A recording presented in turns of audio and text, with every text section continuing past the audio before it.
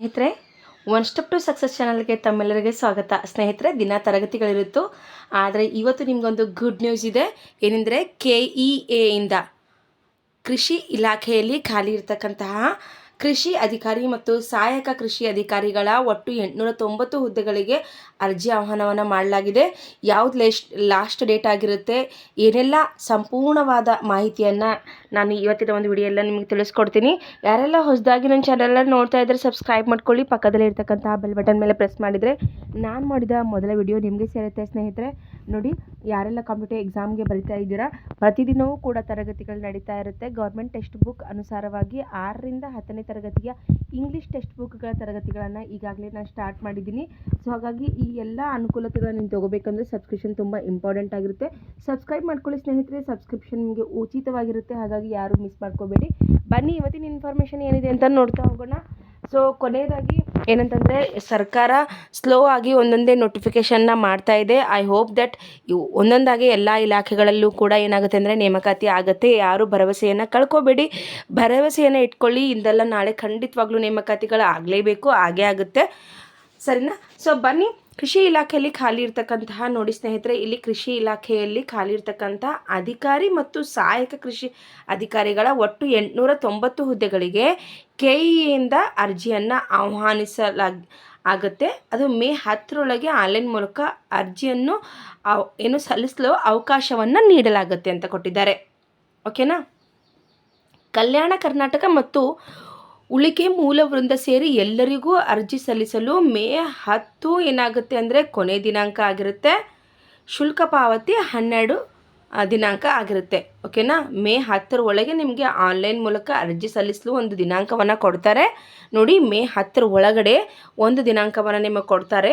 So May 10ನೇ ತಾರೀಕು ನಿಮಗೆ ಕೊನೆಯ ದಿನಾಂಕ ಆಗುತ್ತೆ. ಮೇ 12ನೇ ತಾರೀಕು ನಿಮಗೆ ಶುಲ್ಕವನ್ನು ಪಾವತಿ ಮಾಡಲು ಕೊನೆಯ ದಿನಾಂಕ ಆಗಿರುತ್ತೆ. ಸ್ನೇಹಿತರೆ, ಯಾವಾಗ ನೋಟಿಫಿಕೇಷನ್ ಸ್ಟಾರ್ಟ್ ಆಗುತ್ತೋ ಆವಾಗ ಅರ್ಜಿಗಳ ಸಲ್ಲಿಸ್ತಕ್ಕಂತಹ ದಿನಾಂಕ ಪ್ರಾರಂಭ ಆದ ತಕ್ಷಣ ನಿಮಗೆ ನಾನು ಖಂಡಿತವಾಗ್ಲೂ ತಿಳಿಸ್ತೀನಿ.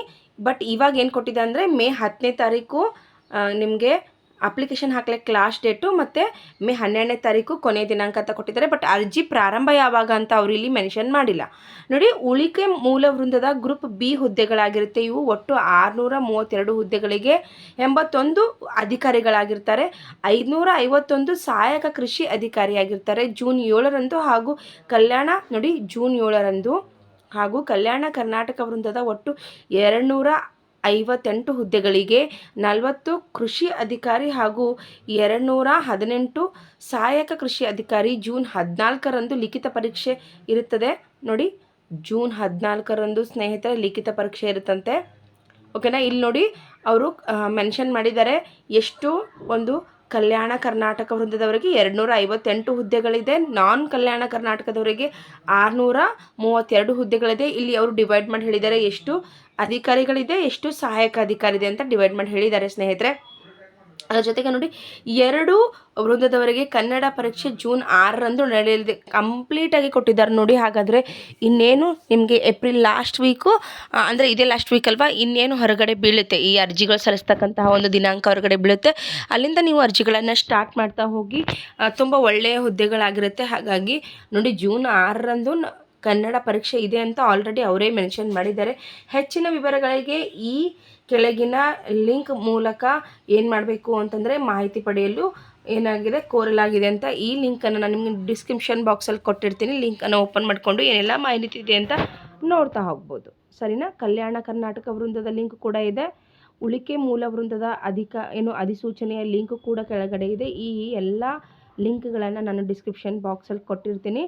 ನೋಡಿ ಸ್ನೇಹಿತರೆ, ಒಂದು ಒಳ್ಳೆಯ ನಡೆನೆ ಅಂತ ಹೇಳ್ಬೋದು. ಕೆಇಯಿಂದ ಏನು ಈ ಕೃಷಿ ಇಲಾಖೆಯಲ್ಲಿ ಖಾಲಿರ್ತಕ್ಕಂತಹ ಹುದ್ದೆಗಳಿಗೆ ನೇಮಕಾತಿಯನ್ನು ಮಾಡಲು ಪ್ರಾರಂಭ ಮಾಡಿದ್ದಾರೆ ಅಂತಂದರೆ ಇನ್ಮುಂದೆ ಒಂದೊಂದೇ ನೇಮಕಾತಿಗಳು ಆಗುತ್ತೆ. ಯಾರೂ ಕೂಡ ಹೋಪನ್ನು ಕಳೆದುಕೊಳ್ಬೇಡಿ. ಎಲ್ಲರೂ ತಮ್ಮ ತಮ್ಮ ಊರಿನಲ್ಲಿ ಮುಂದುವರಿದೆ ಅಂತ ಹೇಳ್ತಾ ಇವತ್ತಿನ ವಿಡಿಯೋನ ಇಲ್ಲಿಗೆ ಮುಗಿಸ್ತಾ ಇದ್ದೀನಿ. Thank you so much watching this video.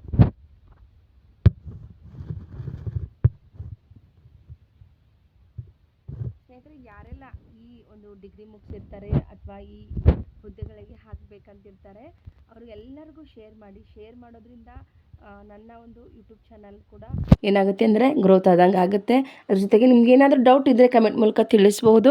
Share ಮಾಡ್ತಾ ಹೋಗಿ, ಲೈಕ್ ಮಾಡಿ. ಸ್ನೇಹಿತರ ಜೊತೆಗೆ ಹೈಪ್ ಅಂತ ಒಂದು ಪಾಯಿಂಟ್ ಇದೆ, ಆ ಹೈಪ್ ಮೇಲೆ ನೀವು ಕ್ಲಿಕ್ ಮಾಡಿದ್ರೆ ಇಲ್ಲಿ ಪಾಯಿಂಟ್ಸ್ ಬರುತ್ತೆ, ಆ ಪಾಯಿಂಟ್ಸ್ನ ನಾನು ನೀಡಿ ಅಂತ ತಿಳಿಸ್ತಾ ಇವತ್ತಿನ ತರಗತಿನ ಇಲ್ಲಿಗೆ ಮುಗಿಸ್ತಾ ಇದ್ದೀನಿ. Thank you.